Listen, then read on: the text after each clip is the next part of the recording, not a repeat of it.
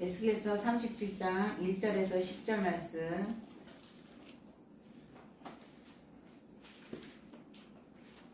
제가 갖고 있는 성경은 1209쪽에 있습니다. 구약 성경. 한 절씩 교독하겠습니다. 여호와께서 권능으로 내게 임재하시고 그의 영으로 나를 데리고 가서 골짜기 가운데 두셨는데 거기 뼈가 가득하더라. 나를 그 뼈 사원으로 정하게 하시고 그 골짜기 지내다가 심히 많고 아주 말랐더라. 그가 내게 이르시되 인자야 이 뼈들이 능히 살 수 있겠느냐 하시기로 내가 대답하되 주 여호와여 주께서 아시나이다. 또 내게 이르시되 너는 이 모든 뼈에게 태어나야 이르기를 너의 많은 뼈들아 여호와의 말씀을 들을지어다.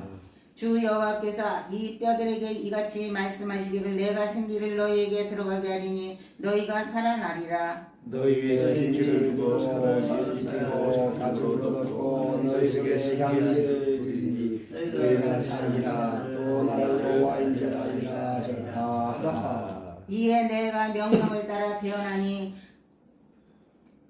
태어날 때 소리가 나고 움직이며 이 뼈 저 뼈들이 맞아 뼈들이 서로 연결되더라. 내가 또 보니 그 뼈에 힘줄이 생기고 살이 오르며 그 위에 가죽이 덮이나 그 속에 생기는 없더라.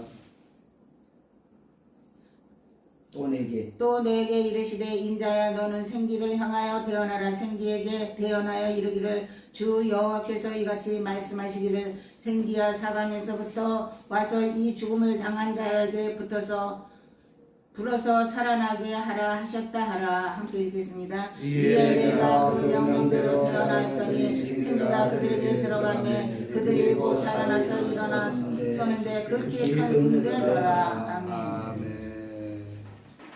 말씀의 제목은 죽은 자를 다시 살리시는 성령의 바람이란 제목으로 말씀을 잠깐 나누기로 합니다. 우리 찬양 한장 하시고 기도하겠습니다.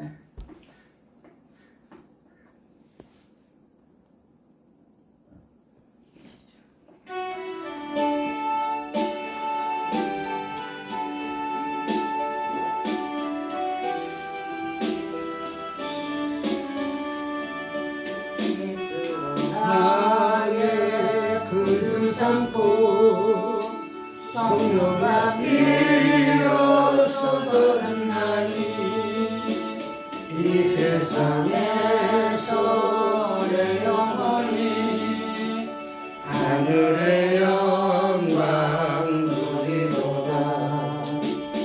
이것이 나의 간증이요 이것이 나의 찬송일세.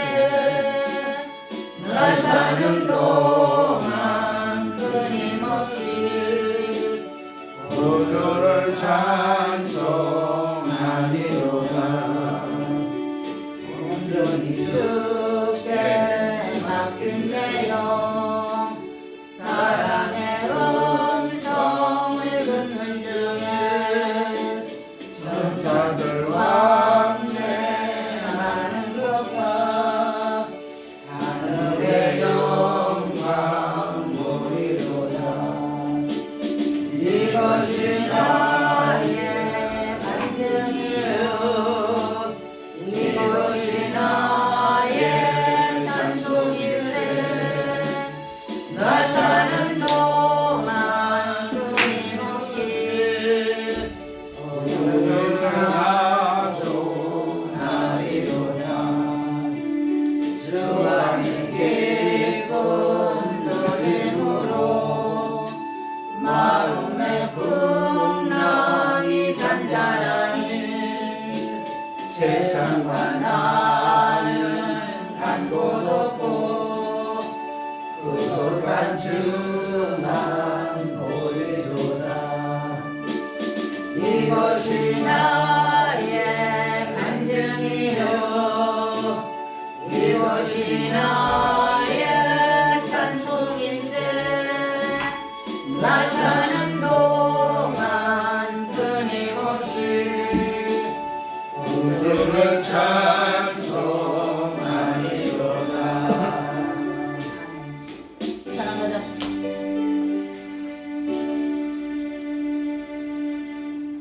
사랑과 자비가 풍성하신 아버지 하나님 감사합니다. 아버지 하나님 이제 마지막 날 첫 시간 아버지 하나님 이 새벽에 저희들 깨워주시고 오늘도 귀하고 복된 시간 허락해 주심을 감사드립니다. 아버지 하나님 이곳에 모인 모든 하나님의 종들을 축복하시고 아버지 가는 곳곳마다 하나님의 영광이 나타나게 도와주시고 아버지 하나님의 부르신 모든 일을 감당하게 부족함이 없도록 아버지 늘 능력에 능력을 더하여 주시옵소서. 아버지 하나님 이 부족한 종은 아버지 뒤로 갖춰주시고 오직 진리의 말씀만 전하게 도와주옵소서.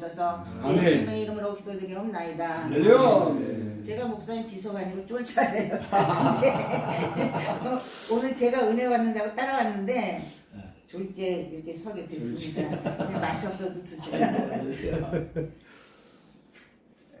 무더위가 꺾이는 말복이 지나고 이제 하늘이 높고 햇빛이 땡땡에 빛나는 가을을 맞이하는 계절이 다가온 듯한데요. 저는 여전히 더워요. 저만 불바다나 맨날 더워요.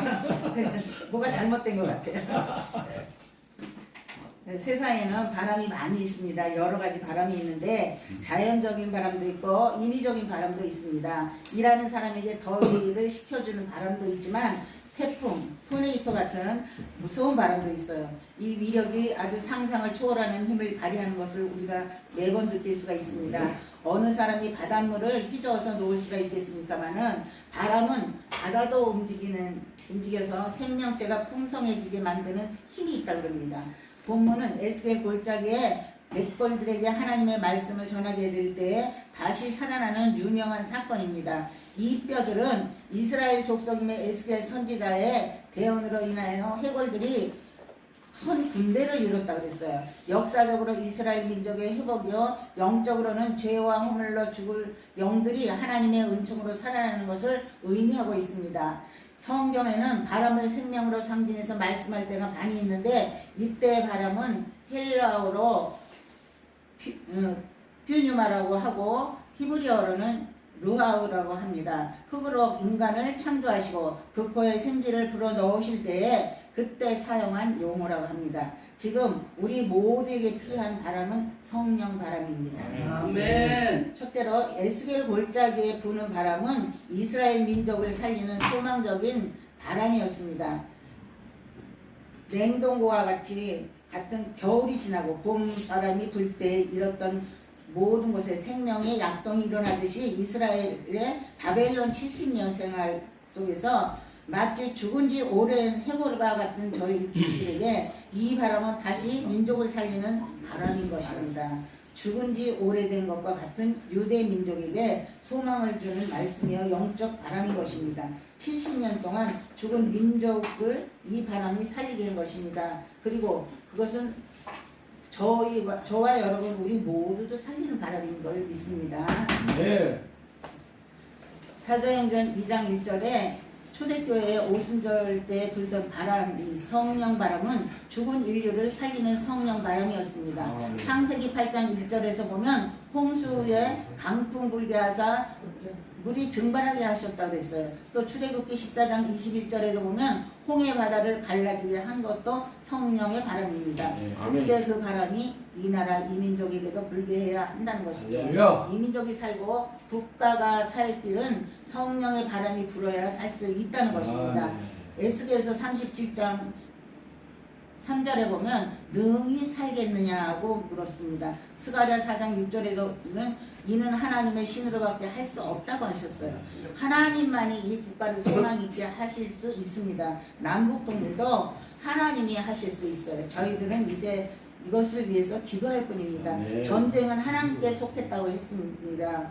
그래서 우리는 하나님 앞에 간구하고 기도할 뿐이지 우리가 이룰 수 있는 것은 아무것도 없습니다. 오직 주님 앞에 간곡히 기도해서 하나님이 그 마음을 움직여셔서 우리나라가 남북 통일이 될 수 있으면 좋겠죠. 또 두 번째로 죽은 것이 다시 살 수 있는 비결은 성령, 생기의 바람을 불어야 한다고 했습니다.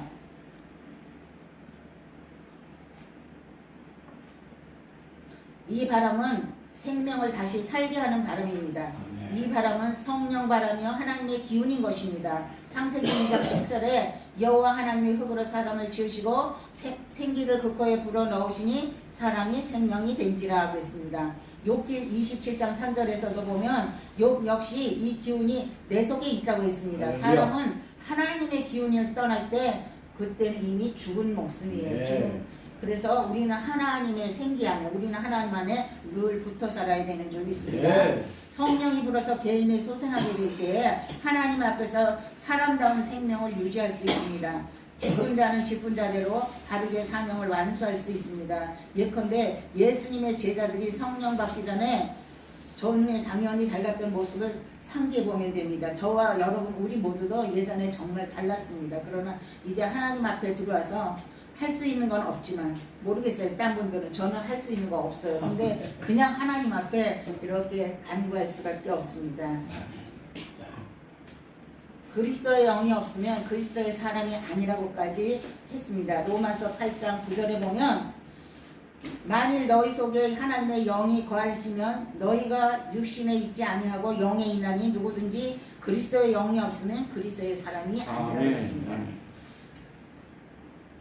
이 나라가 살기 위해서는 깨져가고 약해져가는 성령 바람이 다시 곳곳마다 불게 해야 합니다. 네. 정치, 경제, 사회 곳곳마다 그리스도의 계절이 오게 해야 한다는 것이죠. 그리고 전 그리스도인들과 성장하는 자녀들에게도 성령의 바람이 불게 우리가 그 바람을 불어 넣어줄 수 있는 역할을 감당해야 될 줄 믿습니다. 세 번째로 죽은 지 오래된 에스겔 골짜기에 이 바람이 불 때에 힘이 있고 권세가 있으면 권능이 있게 됐다고 했습니다. 초대교회에 불던 이 바람은 지금까지 계속 불고 있는 것입니다.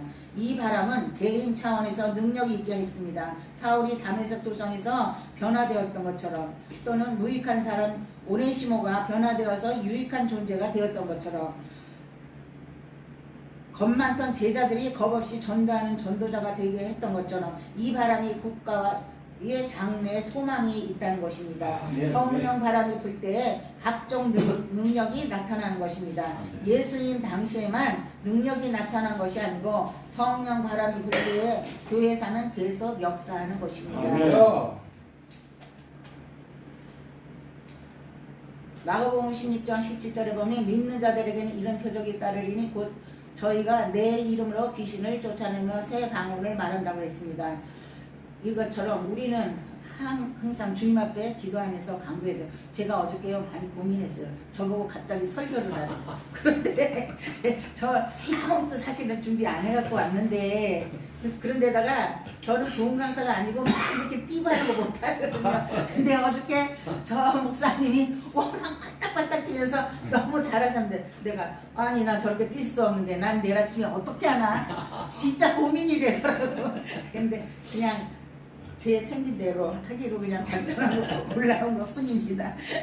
요한복음 14장 12절에 내가 진실로 진실로 너에게 이르노니 나를 믿는 자는 나의 하는 일을 저도 할 것이요 또한 이보다 더 큰 것도 하리니 이는 내가 아버지께로 가니니라.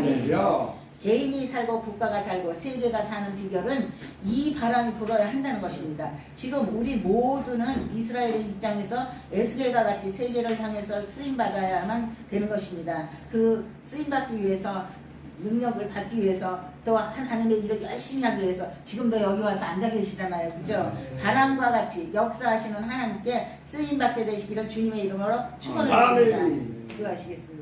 사랑과 자비가 풍성하신 아버지 하나님 감사합니다. 아버지 하나님 정말 아버지 부족한 종이 짧게 표현했습니다. 아버지 그러나 하나님의 말씀이 이곳에 있사오니 그 말씀대로 순종하여 하나님 앞에 크게 쓰임받는 모든 하나님의 종들이 다 되게 도와주시옵소서. 감사가 넘치게 도와주옵소서. 예수님의 이름으로 기도드리옵나이다. 아멘.